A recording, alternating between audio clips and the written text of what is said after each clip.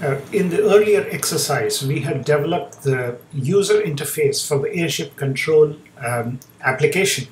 And you saw how we can use different widgets on the user interface, and then how these widgets that are put on the UI are supported through the code that is included in the app itself, the Java code. Now, what I am going to do is to show you how we have extended the Airship Control example by including a controller class so that it can enable communication with the Arduino board. So to do that, download the airship control.zip file, the new version that we have uploaded to LMES, to your folder where you normally store your Eclipse projects. So once you download the zip file, then unzip it, and then you will see this airship control folder. Then go to the Eclipse IDE and then import the project into your workspace. We have already seen how we can import the project into the workspace, so I'm just going to run through the steps to import the project into the workspace. So, so I'm just going to import Airship Control, and then you would notice that when I finish, the Airship Control project will be as part of the Package Explorer in my application here. Okay, so once the project is imported, if you open the source directory, and then you will notice that there are two files there. In addition to main activity.java, there is another file called controller.java. This is the file that implements the controller that communicates with the Arduino board to issue all the commands. For example, to start the motors, to stop the motor, and then to turn on pin 7 and pin 8 and so on. So now we will show you how you can also turn on pin 7 and pin 8 of the Arduino board. You would need this for the sake of including the electromagnet that is used for picking up the simulated water buckets in your Airship application. So let's open up the main activity.java and then controller.java files. Now this controller.java file contains all the code that is used for communicating with the Arduino board and so on. I would suggest that you don't mess around with this code. If you want to, if you're curious, you can look at the code inside there. We have done a little bit of documentation of the code. If you would like to follow through, but it is, I have to tell you that it is not that easy to understand. If you don't want to, you don't need to touch this code at all. You can just go ahead and then only concentrate on main activity.java. When you open main activity.java, you would notice that we have extensive documentation of all the steps that are included in main activity.java.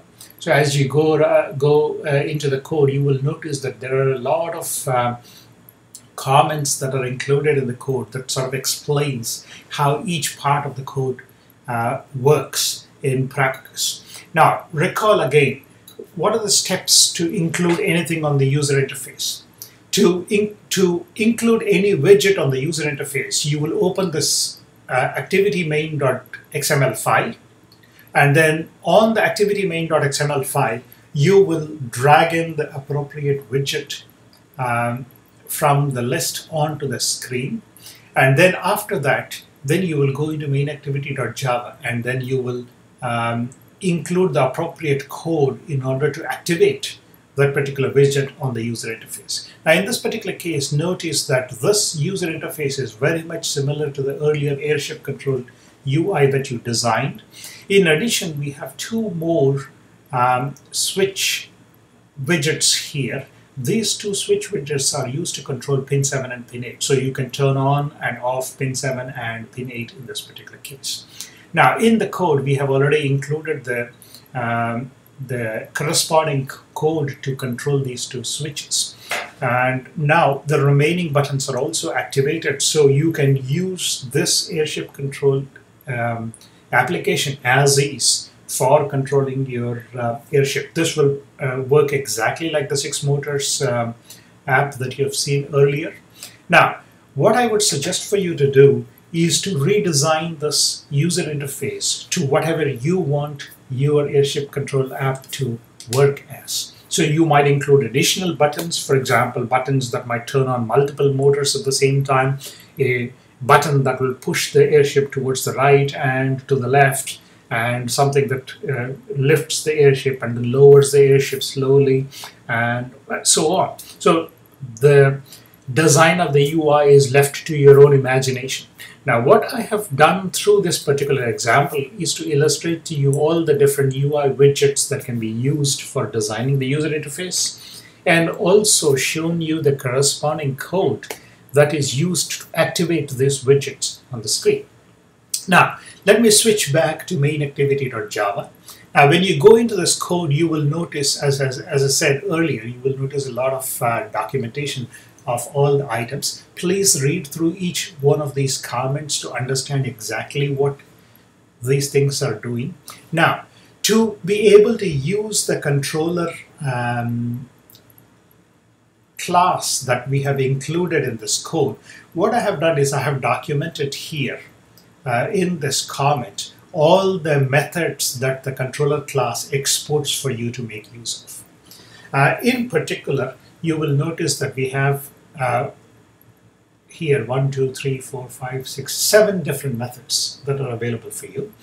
Now, within your code, you will make use of these methods in order to issue instructions to your airship, to your Arduino board from your app. Now, the connect, disconnect, and is connected and auto start, these 4 methods are used for turning on and off the Bluetooth.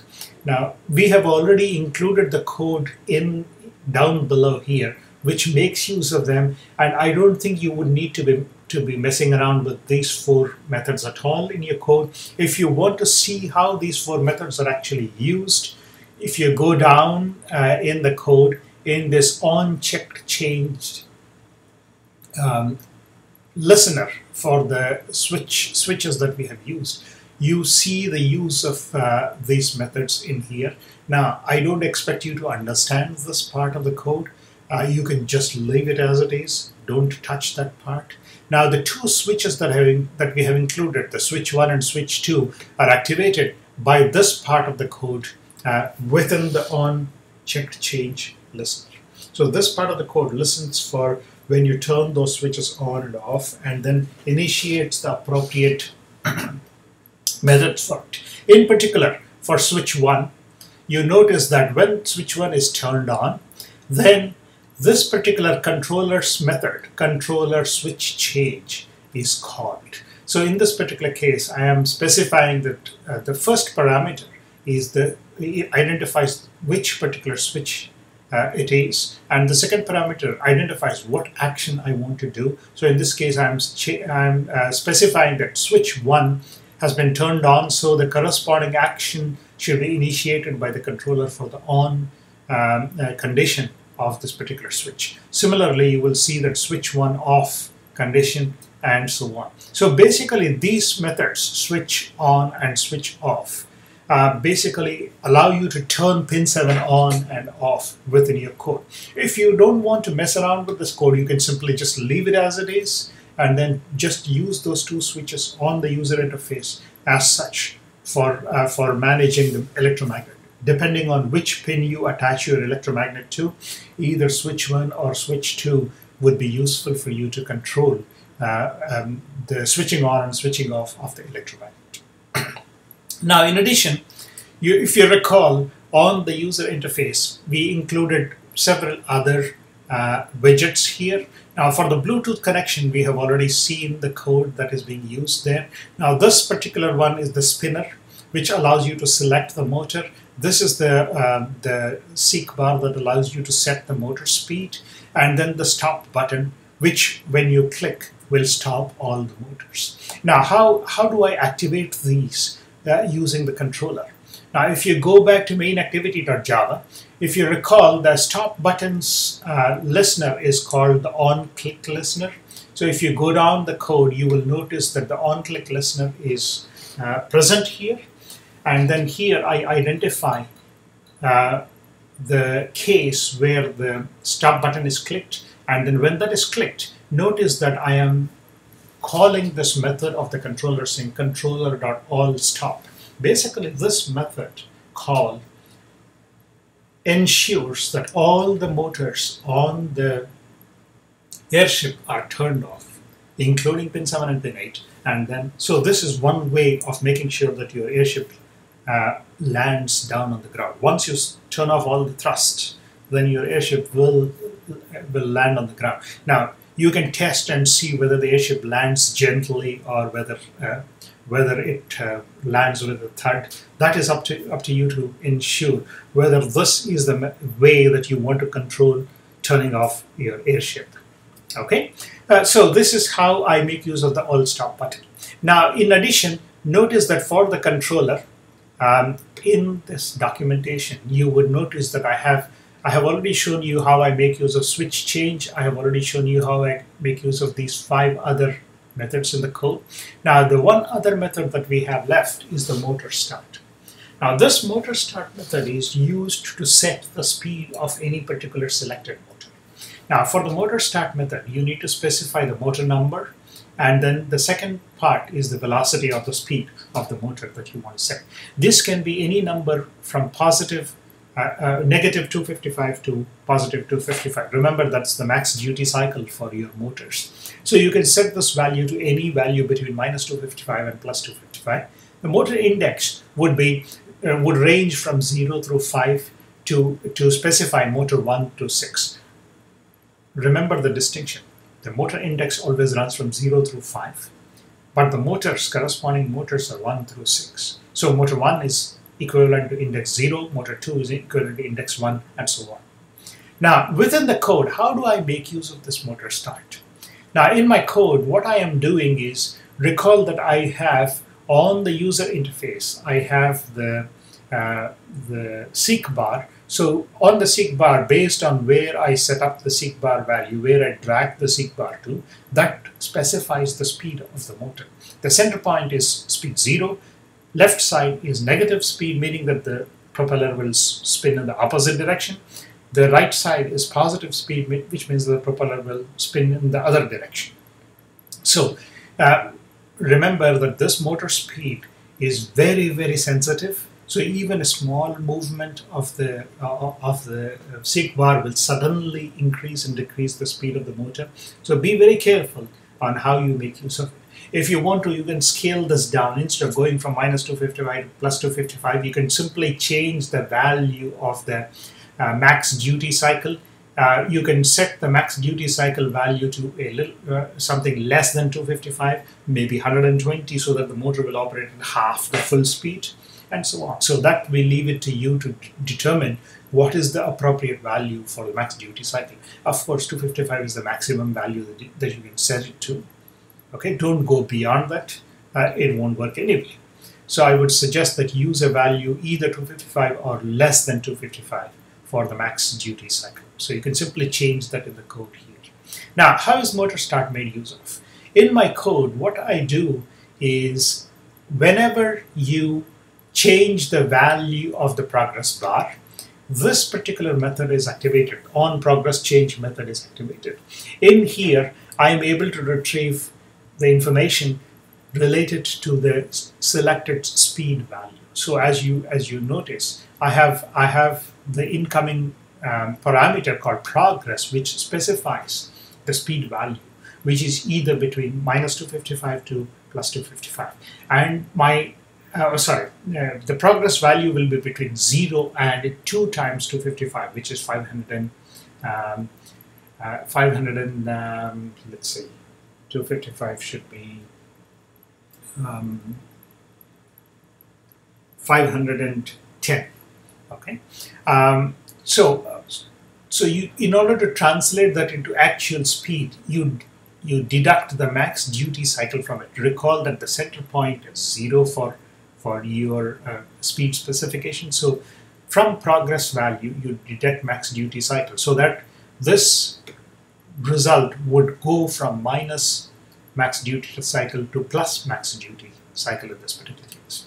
Now, once you have determined the speed, recall that the current motor index is the variable that stores the currently selected motor. How do you select a motor? Recall that you use the spinner to select the motor. So the current motor index already holds the motors, the currently selected motor in my user interface. So what I'm going to do is I'm going to just invoke this method called controller motor start. The first parameter specifies the index of the motor. Now recall that this value ranges from 0 through 5, and the second parameter specifies the velocity of the speed, which is nothing but progress minus max duty cycle. That's it. That is how I set any specific motor's speed. Now this particular method, you can use this method anywhere within your code and then specify whatever value you want. So for example, if you include say a button on the screen which says up thrust, you can easily do something like if, for example, you have a single button on the user interface called up thrust, then you could simply go into your on-click method and then include a case for, I'm just typing in the code for up thrust. So I could do controller.motor start, and then I could say for example, I'm using motor 0 and then 100 and then, so for example, I can simultaneously start 3 different motors. Now how or which motors to turn on, it's up to you. It depends on how you design your particular airship. So that part, I will leave it to you to determine what exactly is the way to go about doing this in practice. So this is how you would, for example, with a single button on the user interface, be able to simultaneously turn on 3 different motors on your user interface. Of course, obviously, I don't have that particular button, so that's why it is complaining that here with the cross saying that this thing doesn't exist, so because I haven't declared that on the user interface. So this is how, for example, you would use a single button to turn on multiple motors within your code, and so on. So I leave it to you to explore this further on how you're going to make use of this code that we have provided. What I would suggest for you to do is to take this Airship Control code and then go ahead and modify the user interface and then include the appropriate widgets in the code, and then include the appropriate listeners for those widgets as I've shown you in this example here. So I leave it to you to explore how you're going to modify this Airship Control, how you're going to design your own user interface, and how you're going to make use of this app to control your airship. So that is the creative part of your of making use of your engineering skills for this particular project. Okay, so with that, we complete this particular video introducing you to the new Airship Control app that we have designed. First, to begin with, you can simply make use of the existing Airship Control app that we have provided, the code that we have provided, and then try and see what it does to your airship. After that, then you can go ahead and modify this to suit your needs. Okay, wish you all the best for your project. And if you have any questions, please feel free to approach one of us and then clarify your questions regarding the design of the user interface or the app. Okay, wish you all the best again.